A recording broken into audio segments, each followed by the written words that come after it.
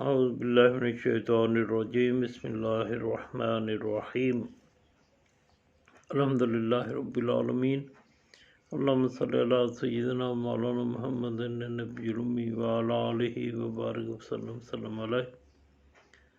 حضرت علی کرم اللہ وجہ کے حکیمانہ باتیں بیان ہو رہی ہیں۔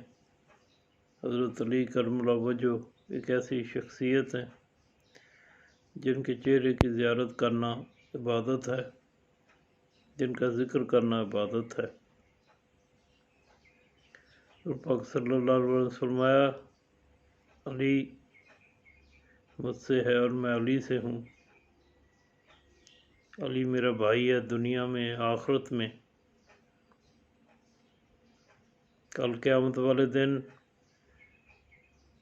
فاطمہ رضی اللہ تعالیٰ عنہا اور یہ دونوں شہزادے اور وہ سویا ہوا یعنی علی کرم اللہ وجہ ایک ہی گھر میں ہوں گے۔ تو میں حضرت علی کرم اللہ وجہ کی ذات سے اللہ سے محبت فرمائے، کرنے والا بنائے، اور ان کی ذات میں ذرا سا بھی شک نہ آئے، کیونکہ جب شک آ جاتا ہے نا پھر آدمی حق سے روگرداں ہو جاتا ہے اور پھر وہ منافقت کی طرف چلا جاتا ہے۔ تو ان کے اقوال سے ہمیں نصیحت حاصل کرنی چاہیے۔ جو میں بیان کرتا ہوں ان کے اقوال، تو ان کو بڑے غور سے سننا چاہیے اور بار بار ان پہ یعنی آدمی سوچ و بچار کرے، پھر بہت زیادہ اس کا فائدہ ہوگا۔ آپ علیہ السلام کا قول ہے، ما کذبت ولا کذبت ولا ضللت ولا ضل بی۔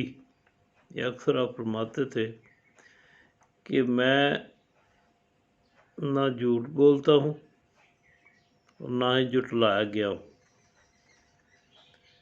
اور نہ میں خود گمراہ ہوں اور نہ مجھے گمراہ کیا گیا ہے۔ ما کذبت ولا کذبت ولا ضللت ولا ضل بی۔ ظلم میں پہل کرنے والا کل ندامت سے اپنے ہاتھ اپنے دانتوں سے کاٹتا ہوگا۔ آج تو وہ کر سکتا ہے کہ طاقت میں ہے، لیکن کل جب قیامت ہوگی تو پھر اس سے جب اس کے ظلم کا جو ہوگا نا جی اللہ تعالیٰ کی طرف سے جو ملے گا بدلہ، پھر وہ کہے گا کاش میں ایسا نہ کرتا۔ چل چلاؤ قریب ہے یعنی موت آنے والی ہے۔ جو حق سے منہ موڑتا ہے وہ تباہ ہو جاتا ہے۔ جسے صبر رہائی نہیں دلاتا اسے بے تابی اور بے قراری ہلاک کر دیتی۔ دنیا میں انسان موت کی تیر اندازی کا ہدف اور مصیبت و ابتلا کی غارت گری کا جوالانگاہ ہے، جہاں ہر گھونٹ کے ساتھ اچھو اور ہر لقمہ میں گلوگیر فندہ ہے، اور جہاں بندہ ایک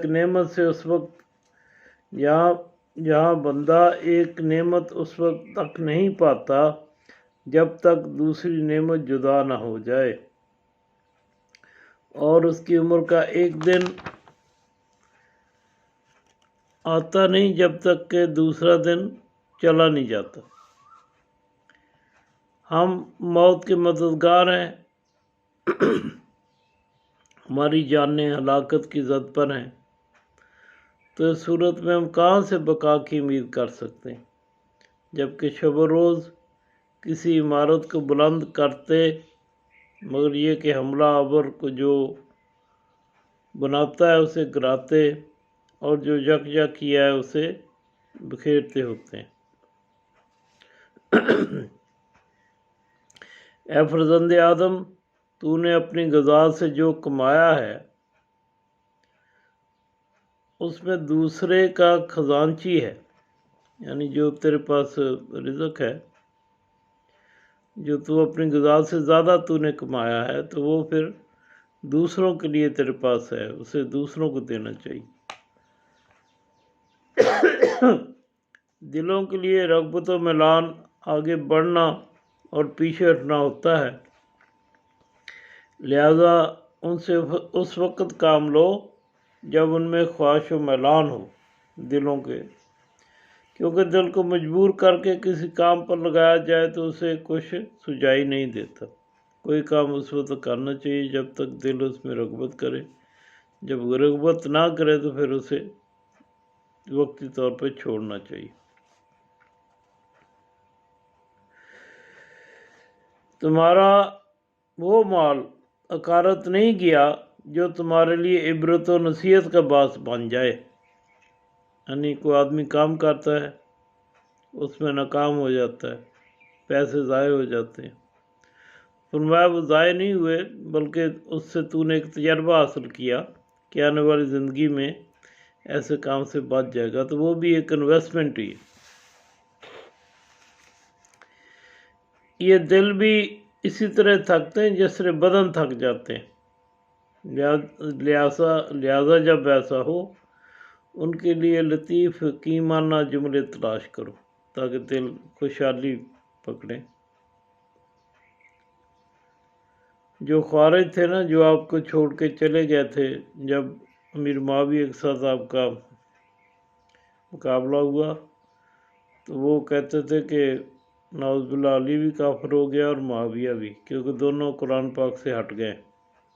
تو آپ نے ان کے قول، وہ کہتے تھے لا حکم الا اللہ، اللہ کے سوا کوئی حکم نہیں، یعنی اس کے امر کے اوپر رہنا چاہیے، ذاتیات کے اوپر جب اپنی رائے نہیں کرنی چاہیے۔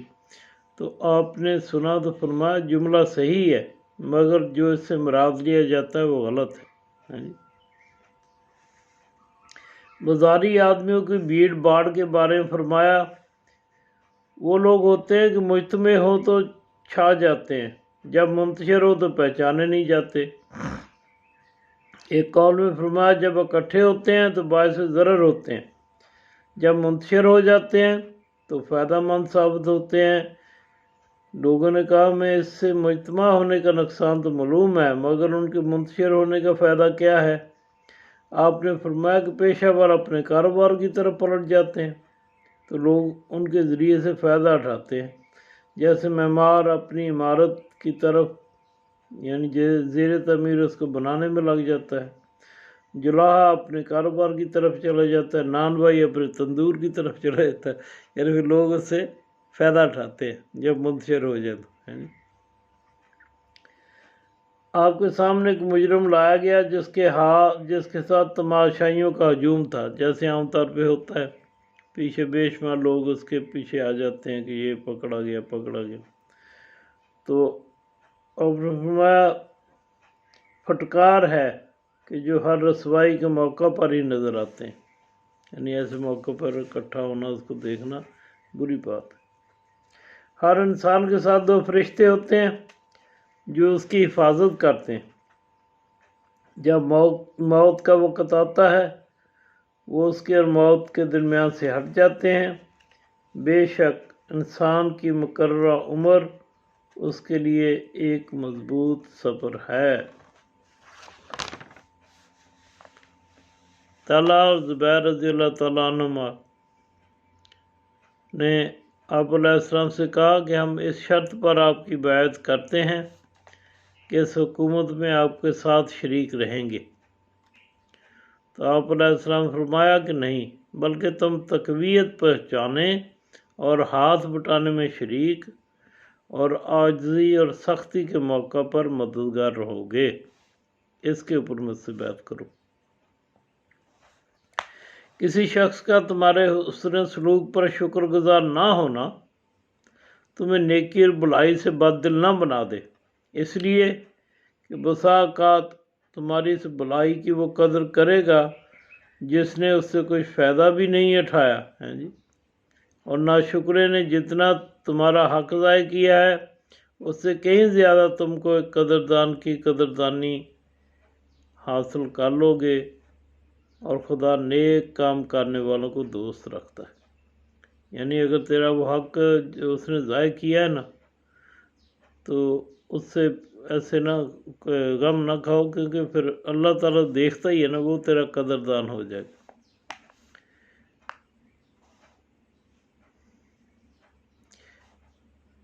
اللہ تعالیٰ یعنی تیری اس جو تیرے کرو گے نا صبر، تو اس کے اوپر اللہ تمہیں اپنے دوستوں میں شامل کر لے گا۔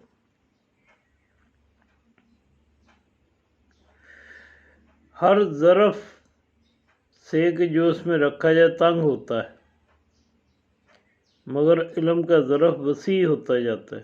یعنی کوئی برتن کی چیز رکھو نا تو برتن اس سے تنگ ہوتا ہے، لیکن علم ایسا ہے کہ اس کا جو ظرف ہے نا وہ پھر وسیع ہوتے جاتا ہے، اور علم ڈالو اور علم ڈالو اور علم ڈالو۔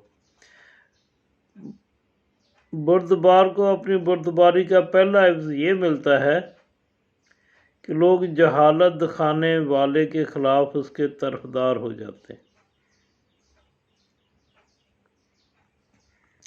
اگر تم بردبار نہیں ہو تو بظاہر بردبار بننے کی کوشش کرو، کیونکہ ایسا کم ہوتا ہے کوئی شخص کسی جماعت سے شباہت اختیار کرے اور ان میں سے نہ ہو جائے۔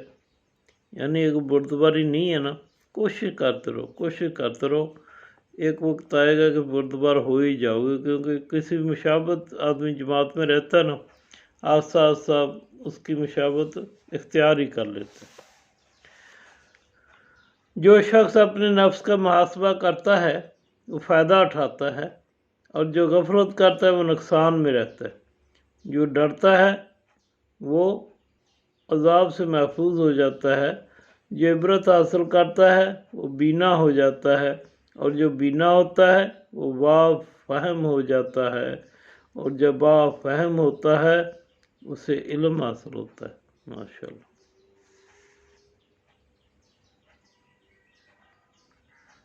اللہ سے ڈرو، اس شخص کے ڈر کی مانند جس نے دنیا کی وابستگیوں کو چھوڑ کر دامن گروان لیا اور دامن گروان کوشش میں لگ گیا۔ اچھائیوں کے لیے اس وقفہ حیات میں تیز گامی کے ساتھ چلو، اور خطروں کے پیش نظر اس نے نیکیوں کی طرف قدم بڑھایا اور اپنی قرارگاہ اور اپنے اعمال کے نتیجہ اور انجام کار کی منزل پر نظر رکھی۔ اس میں بہت زیادہ آپ کو اس کی حکیمانہ باتیں جو ہیں نا، میں بہت اچھی طرح نہیں اس کو ایکسپلین کر سکتا۔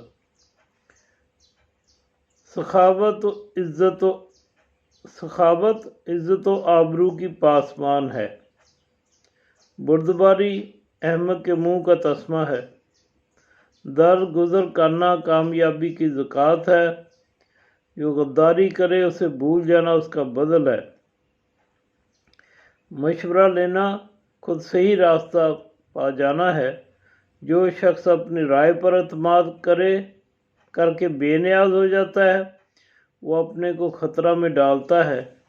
صبر مصائب و حوادث کا مقابلہ کرتا ہے، بے تابی اور بے قراری زمانے کے مددگاروں میں سے بہترین دولت مندی، یعنی زمانے کے مدد سے زیادہ بہترین کیا ہے کہ بے تابی اور قراری زمانے کے مددگاروں میں سے بہترین دولت مندی آرزوؤں سے ہاتھ اٹھا لینا ہے۔ بہت سی غلام عقلیں امیروں کی ہواؤں حوث کے بارے میں دبی ہوئی ہیں۔ تجربہ آزمائش کی نگہداشت حسن توفیق کا نتیجہ ہے۔ دوستی و محبت کی اکتسابی قرابت ہے۔ جو تم سے رنجیدہ دل تنگ ہو اس پہ اطمینان و اعتماد نہ کرو۔ انسان کی خود پسندی اس کی عقل کے حریفوں میں سے ہے۔ یعنی جو آدمی اپنے آپ کو بہت زیادہ سمجھتا ہے نا کہ میں ہی ہر چیز ہوں، تو समझो वो अपने अकल के जो उसके दुश्मन हैं उनमें से वो चला गया, यानी वो अकल को अब वो डांप लेगा, अकल को काम ही नहीं करने देगा, उसको वसत नहीं मिल सकती किसी मैदान में जब अपने आप को खुद पसंदी में मुब्तला करता। तकलीफ से चश्म पोशी करो वरना कभी खुश नहीं रह सकते। अब तकलीफ है ना, खैर है, ये आती जाती है, ज़िंदगी का हिस्सा है, और उसी में लगे रहोगे, हर किसी के पास होगा, जिक्र करोगे, अल्लाह के शिकवा होगा, और दूसरा ये होगा कि बस तुम उसी परेशानी में मुब्तला रहोगे। जिस दरख्त की लकड़ी नरम हो उसकी शाखें घनी होती, यानी जो खुश मिजाज होगा, नरम मिजाज होगा तो लोग उसके गिर्द आएंगे, उससे तल्लक रखेंगे, तो वो समझो कि उसकी शाखें घनी हो जाती हैं। मुखालफत सही राय को बर्बाद कर देती है, खामखा मुखालफत करते रहना। जो मनसब पा लेता है दस्त दराजी करने लगता है, अपने हुकूक का नजायज़ इस्तेमाल करता है। हालात के पलटों ही में मर्दों के जौहर खुलते हैं, जब वो मरना आगे आता है ना, फिर उससे हवादत से टकराव होता है, तो फिर उसके अंदर जो सलाहियतें फिर निखर के आती हैं। फरमाया दोस्त का हसद करना दोस्ती की खामी है, अक्सर अक्लों का ठोकर खाकर गिरना तमा वो हिर्स की बिजलियां चमकने पर होता है। ये इंसाफ नहीं है कि सिर्फ ज़न्नो गुमान पर एतमाद करते हुए फैसले किए जाएं, यानी हक़ाइक़ को देख के फैसला करना चाहिए। आखिरत के लिए बहुत बुरा तोशा है, क्या? बंदगाने खुदा पर जुल्म तअद्दी करना, यानी दुनिया में किसी के पास मनसब और जुल्म सितम करके अपना वो करता है, तो फरमाया फिर क़यामत वाले दिन उसके बहुत बुरी वो अपने लिए इकट्ठा कर रहा है सामान। बुलंद इंसान के बेहतरीन अफ़ाल में से ये है कि वो उन चीज़ों से चश्म पोशी करे जिन्हें वो जानता है। अयूब लोगों को जानता है, दूसरी बातों से चश्म पोशी करे लेकिन उसको देखता रहे।